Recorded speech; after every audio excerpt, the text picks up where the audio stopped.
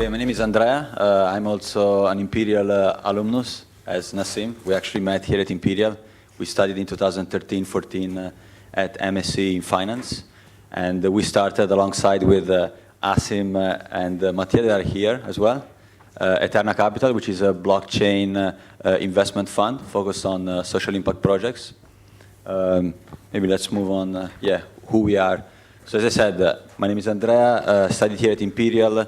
I worked in Deloitte and KPMG and M&A and advisory. Then I started a company around graduate recruiting. We worked also quite a lot with Imperial student groups. And last year, the UK segment was taken over by a competitor. We still have the business going on in Asia via a fully owned subsidiary. And been quite involved into crypto for a while. Was talking with Nasim about that. We were doing research, sometimes investing together. And then the Eterna was the next logical step.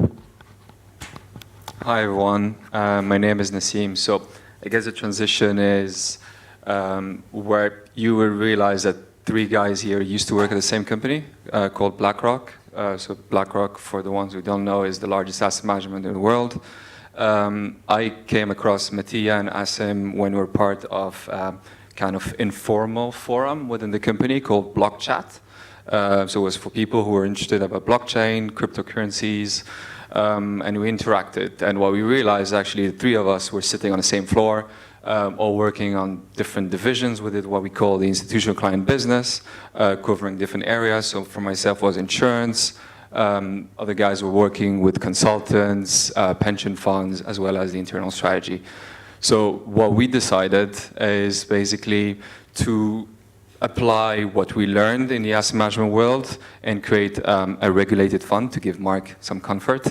As we also went for a kind of appointed representative from the an FCA umbrella, so we can kind of run the activity within here, the UK. And the fund is kind of Luxembourg domiciled, just to make it very friendly for European investors. And I think it's about first to tell us a bit our story, and then as well a bit more about our investment thesis, how we look at projects. Here is just some let's say press coverage we got when we launched. We were featured on CoinDesk, Investment Weeks, and other good press. Asim was also featured on Bloomberg when he left. And then in terms of how do we normally invest, there are different steps. So the first is the deal sourcing, where I'm mostly involved. And I think also the good visibility we got clearly helps. We are trying to basically get the entry points into the most high-profile deals, because one problem we went through during 2017 was we were researching and investing as individuals, but then it was very difficult for us to get into the right projects very early. And that was also one of the reasons then why we started the fund. So for us, it's a combination of leveraging our network in the blockchain space. We get a lot of inbound requests from projects. And now that we have already made 4 investments that they're public on our website, except of one that we are about to announce soon, we basically get referrals from projects that are introducing us to other projects.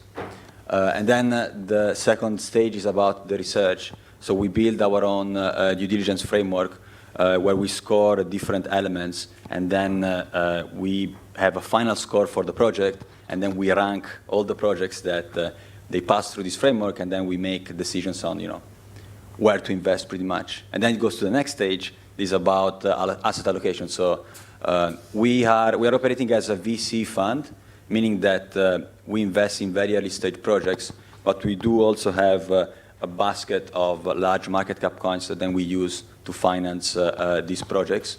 So it is about keep the right balance and ensure that there is also enough liquidity on the secondary market for us to come out from position, which brings me to the last point, which is about basically managing properly our liquidity. Because as Nasim mentioned, it is a traditional fund, so investors are locked up for a certain period of time, and we need to ensure that whenever they want to redeem, we have the liquidity for them to redeem. And then here is about breaking down our investment research process. So what do we look at? There are 2 main stages. So what we look in new projects, and one of the main focus, as Nasim will cover more later, is around identifying the key social impact metrics that then we put into the diligence framework, and they have a strong weight. Then, of course, we look at the team, what are they trying to achieve, what are the token metrics, are they giving massive discounts to early investors, is something that, we need to basically understand how it works, because sometimes it can dilute the proposition of the project itself. And then once we make a decision on investing, we monitor the project on an ongoing basis, and we look at things like how is it going from the business development effort standpoint, how they are basically comparing to the other competitors in terms of valuation, and as well, whether they actually met their roadmap or they didn't. And one other very important element, which is also linked to the fact that the legal environment is always evolving, is about the macroeconomic element. So to basically understand how this evolves and how this impacts the projects. Yeah, thanks.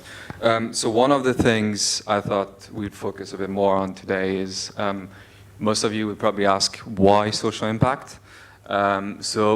I mean, the idea came all the way back to when the three of us were at BlackRock, and we were seeing a big shift in the finance industry, where a lot of institutional clients were basically moving and reshuffling their balance sheet to make it what they called ESG friendly, meaning environmental, social, and governance focused. What does it mean for us? Basically, it means that the big thing is, most of us here would agree that, generally speaking, blockchain as a technology can bring a lot of positive things to society. Disintermediation, transparency, and so on. There's so many factors that can make it, positive. Now the question is, it's the Wild West, and we think that it's not because the technology per se can be positive for society that, investing blindly in the ecosystem would meet that criteria. So what we did and what we decided is to create a screening looking at the idea. What is the idea of a project? Is the idea scalable? Does it have any use case? Then the technology, what kind of protocol is being used? Are they using, proof of work versus proof of stake? Are they consuming so much energy that someone could argue is negative for the environment? Then it's also about the team. How do they behave predominantly on social medias? So, when we invest in a project, we kind of follow them on Telegram, Twitter, and so on, and we just make sure that, the way they communicate is aligned to, to principles we care about. And the biggest element that comes on top of that is the governance element. So when a project raises capital, if it's through tokens or if it's through, equity rounds, if you're very early stage, we look at, how did they structure that, legally speaking? Did they run proper KYC, AML checks? Are they doing it in a jurisdiction that, kind of makes sense for us? And all of that basically evolves. We keep on top of it. You could argue that all of that is very difficult to quantify. We 100% agree with that. So it's mostly qualitative, but we try to kind of push it and make sure that this industry moves towards the right direction. So this is kind of predominantly what we're trying to do. And blockchain, social impact, you can kind of it's almost, you can apply it to all types of industries or sectors. Some of them renewable energies. Andrea and myself were invested in an ICO that I guess some of you would have heard of.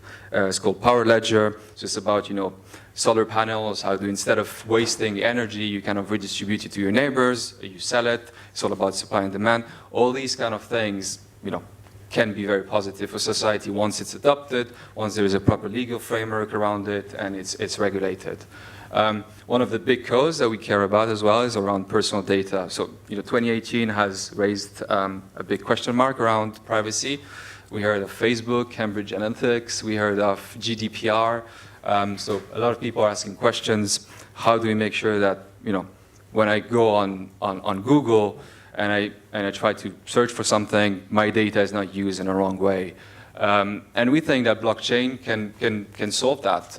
You can put your data on private blockchains. You can decide to release your data to apply for a specific job or for a bank account. So all of these things are things we look at when we invest in projects. And if a project aims to kind of move the world towards that direction is definitely something we'd consider and we overlay on top of all our scoring metrics. And then I think, what do we have? Yeah, this I think you pretty much, already covered it. Are just like the different elements that we consider on the social impact standpoint, like from the idea, technology, team, and governance side. So I think here you already spoke about that. So, we are, I don't know, like if you guys have any questions, we can keep it quite interactive, We also see Imperial as, for us, like a good source in terms of, smart developers that then start building projects that could be, the next big thing. So we are very keen about getting involved as early as possible. So we don't only invest in tokens, sometimes we also invest into the equity. So for us, it's really about coming in early and then supporting the projects we invest in with our network, first of all, then about funding synergies with portfolio companies, helping them out with the liquidity on the secondary market. We are in touch with several big exchanges. We systematically introduce the projects we invest in too. So, like even after the event, if you guys are like up to something, I see that there are a lot of developers here. Feel free to reach out to us.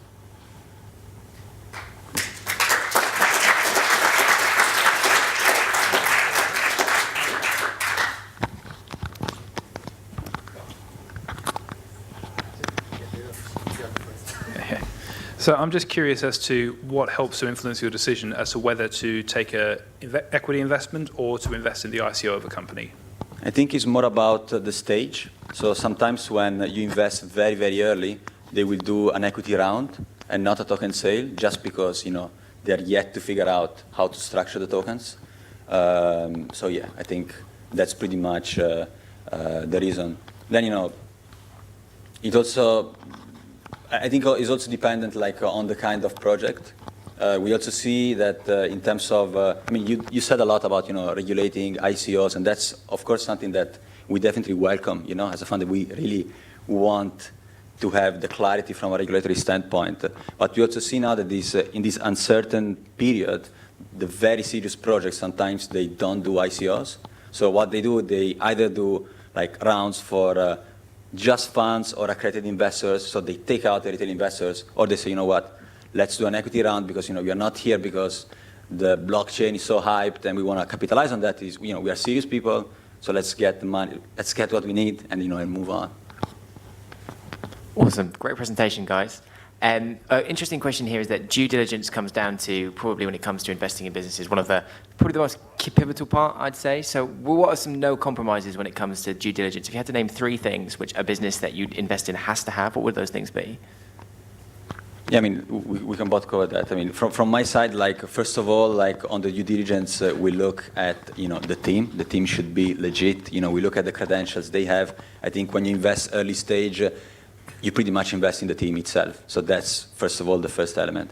Then the second element is on the legal standpoint. So we want to ensure that these people actually thought through about what to do, because sometimes you can get some super amazing projects, very smart teams, but then they fuck it up completely on the legal side, and that's it. It's game over, right? And we met people. They're we're domiciled in the U.S. And we are accepting investors from anywhere. We're it's, I don't know, at some point, this is going to create a problem even if you don't discover it right now.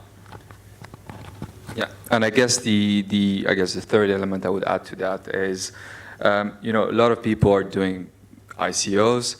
Some of them you can question utility of the token. Some of them could be, why do you have a token? Is it just because you're taking advantage of a hyped, ecosystem? Or is it because you really believe in a tokens? And quite interestingly, when we before investing in projects, to be honest with you, we receive hundreds of emails and we run through them through the screen. And when we have discussion with them on the phone, one of the big questions is, why do you need a token for your platform? And you can also add on top of that is the competitive landscape. Some of them tell you I can do 1 million transactions per second. And then you start questioning them, how do you do that? If Ethereum is struggling to do it, how do you guys, the team of 3 or 4, kind of claim to be able to do it? So then you stress test them around all of that. So, I guess all these elements kind of constitute massive, milestones in our due diligence framework. I think, like, in particular, like, we do a lot of investments in the protocol and infrastructure level because we think that that is the main bottleneck. And then after that, you can have the phase of the decentralized apps built on top of scalable platforms and protocols. And one thing that we look at when we invest in this blockchain infrastructure is about what Nasim mentioned, like transactions per second, which is a very hyped metric for blockchain platforms, claiming that they can do millions of transactions per second. But then, the question should be, how? Like, because normally there is a trade-off between being so fast and security, right? So, you basically need to be very, very careful. It's also due diligence. It's about, the tech side, try to understand if they can indeed do what they claim to do and what do they compromise in order to achieve it. Yeah, thank you for the talk. Obviously, this technology is quite complex, as in, like, a lot of the elements that constitute this technology are very deeply technical.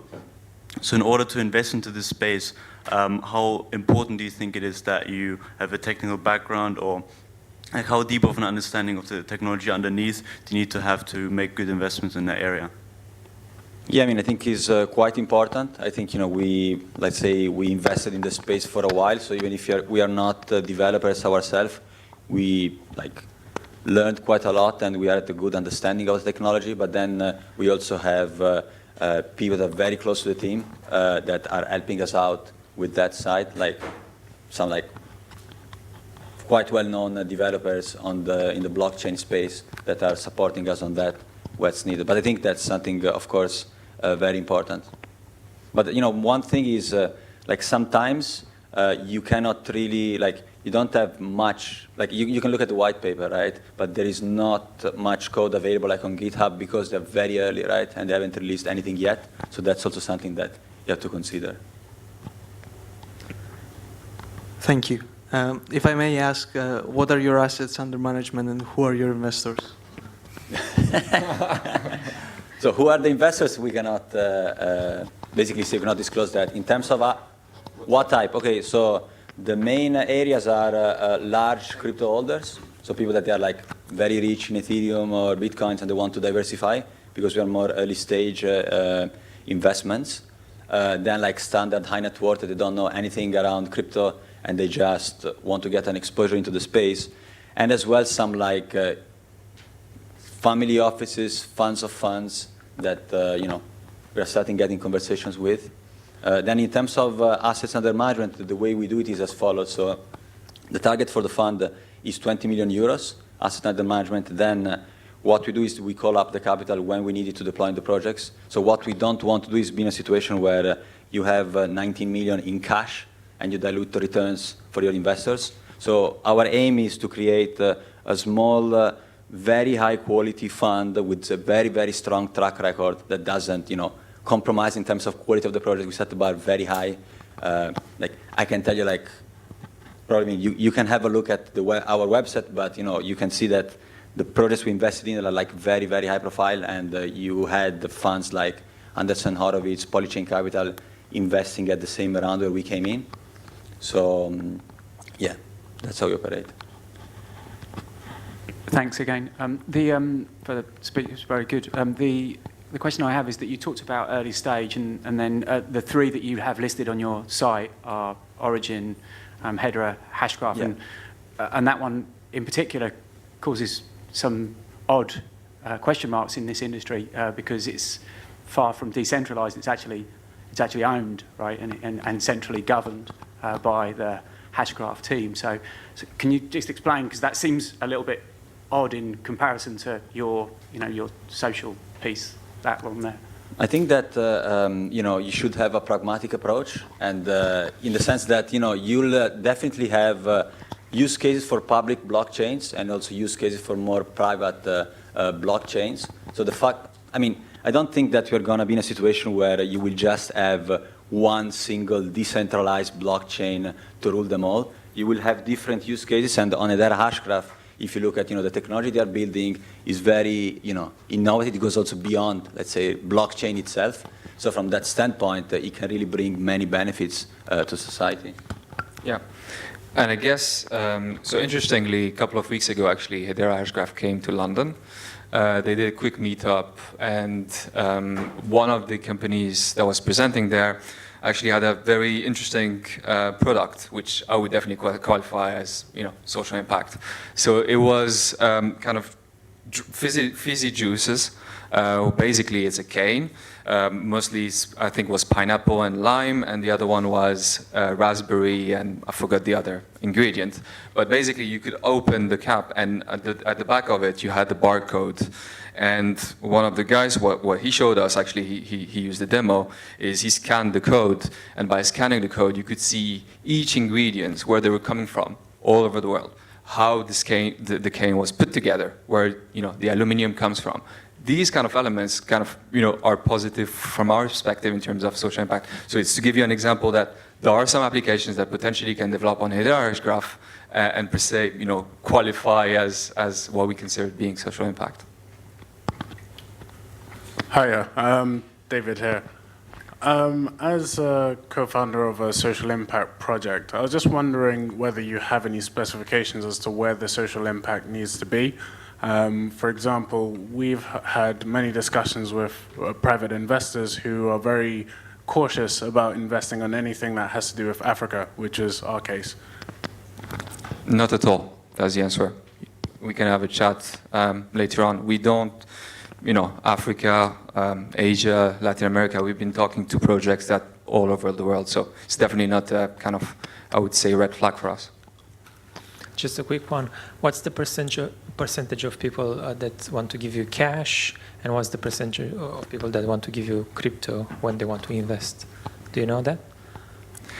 Yeah, so I mean, as Andrea mentioned, we have different types of investors. So obviously the crypto holders ideally would want to come in with cryptos. The issue you have with cryptos as well is, when you get them into a fund, you need to run proper KYC, AML, due diligence, and you need to prove that they've paid tax on the instrument they're using to come in. So it's definitely not something we promote. There are ways around it. An example would be, if someone used to work for the Ethereum Foundation, as an example, and he was paid in ETH, or he managed to buy some ETH at a specific price, and we have a copy of this employment that was signed by Vitalik or whoever from that foundation, that would help us on the KYC AML. But yeah, predominantly it would definitely be euros, because actually it's a Luxembourg fund. Hiya. As an investment fund, how do you deal with the markets when they've been like they have this year? Are you taking out short positions, or what's your strategy? We are long only. So, it's a VC strategy. So I would say 90, if not 95% of the fund is invested in early stage projects. So, luckily we've been, immune to the bear market. We still have a small, basket of what we consider as being large cap, meaning positions that if needed, we can liquidate, in 24 hours. That is exposed to the market simply because, we want to have exposure to the market. We believe in the market, but it's not the strategy of the fund. So, I would say the bear market hasn't been something that directly impacts us. Yeah, and like one thing to add from my side, actually we think that, is the best phase for us to launch, to have a fund and then be able to invest, because we are long-term holders, right? We want to support the projects long-term. We are not someone that is going to come in and then flip the token as soon as it gets on an exchange. Also because when we come in, we also have lock-up periods sometimes, and we can also not do it, but it's not our intention to do it. So it's just, you are in for the long term, so you need to accept the volatility on the upside and on the downside, and you just need, you are here and you launch a fund because you think that in the next 5 years, 10 years, this is gonna grow as an asset class and as an industry, so it should be, you should not be concerned about the short-term volatility. One of the things you said in the talk, which I thought was very interesting, is you said that when you were at BlackRock, you noticed that a lot of institutional investors were leaning towards socially positive investments. And I'm wondering, do you think that this is going to be difficult for Bitcoin specifically because of its energy expenditure? I know this doesn't directly relate to you because you're not investing in Bitcoin. But I'm just thinking about institutional investors and Bitcoin. Do you think that's going to be a problem? It's a good question. I mean, when I said that a lot of institutional clients are looking into, social impact, it's not to say that they will be, reshuffling their entire balance sheet and move it into things that, would qualify. Obviously, if you do that, unfortunately, the universe, shrinks quite a lot if you look at the index. It's definitely a good question in the sense that assuming, and it's something we hope happens, we have a Bitcoin ETF. You could argue who would invest in a Bitcoin ETF. I think, at this stage, the crypto market is definitely going to be a very, very, very small portion of, big institutions' balance sheet. But that's not the problem, right? Even if it's just 1% or 2% of their entire balance sheet, that would definitely take the market to a different level in terms of adoption, in terms of, how serious it's taken. And so on. So I don't think the fact that Bitcoin is using, proof of work is necessarily a problem. On the other side, you could also argue that, there could be some solutions on Bitcoin, like, Litecoin. Who knows? So might solve the problem.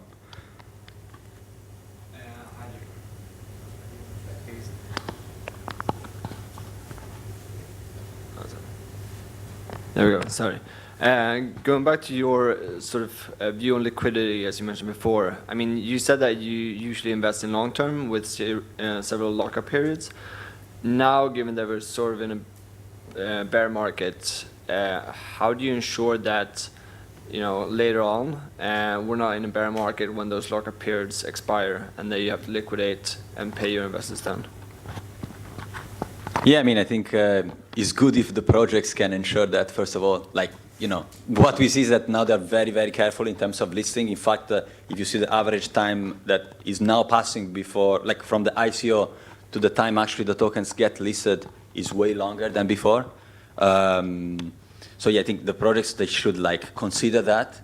And they should most of all like design the token sale in such a way where they do have those lockups. Because if most of the people are anyway locked up, even if you release it on an exchange, you reduce the impact of the project on speculation, right? If you did something where you give massive discounts at the beginning with no lockups, people are going to dump it on an exchange the first day it goes live. And this goes back to the point I was mentioning around how do we value projects. We look at the token metrics. So we want to ensure that on top of being a very good team, social impact, whatever, but they also thought about that properly. And I think the other thing I would add on that, and I think this is the nature of a venture capital fund, ideally such a fund would have, I would say, looking at the industry, between 15 to 25 kind of projects in which you're investing. And there is some element of diversification by doing so. So obviously on the 20, 25 projects, if you expect that all of them do a 10x, then you completely got it wrong. Some of them would just go bust, and some of them might be able to do even more than a 10x. So I think that's the nature of the business, and we make sure that there is a diversification element that we take into consideration to avoid putting all our eggs in the same basket. Quick one, and maybe it's the last one or almost. Are you looking at EOS ICOs? Yeah, I mean, we don't discriminate against blockchain platforms. That's why also we are social impact. No, I'm kidding. But yeah, I mean, if there is a good project on EOS, why not? We have no problems with that. As I mentioned initially, we are in a phase where we invest more at the protocol level and at the platform level, so we don't invest much in decentralized apps just because we think that this is probably going to be the next wave once you have several very scalable and secure blockchain platforms competing with each other. Thanks very much. That was really good. I think over the last sort of 12 months, private equity and funds like this and family offices are now the biggest contributors from an investment point of view to ICOs. And it relates slightly to, actually possibly your question earlier. Do you think as time goes on and more regulation comes in, it matters if actually all that we do is recreate what we have already on the blockchain from an investment point of view, and it becomes harder for individual investors to get in at an early stage. I mean, it's a double-edged sword. That's the reality, right? Because on the one hand, you want to protect the retail investors, right, against people that are just running scams and there is no regulation and they can get the money from someone that is uneducated and run with it, right? On the other hand, you don't want to limit access to people that actually did their own research, they know what they're doing, but they cannot invest because just you close the doors. I think, this is the task of good regulation. Like, it should be inclusive with people that they actually know what they're doing, even regardless of their net worth, even if they don't have money, but they can actually prove that they know the risk they're taking, go ahead, right? But if they're not, and then projects, they can just say whatever they want and they're not accountable, yeah, that's definitely something that should change. And I think until these changes, you're not going to see serious money coming into the space. Amazing. Thank you very much, guys. Big hand. Thank you.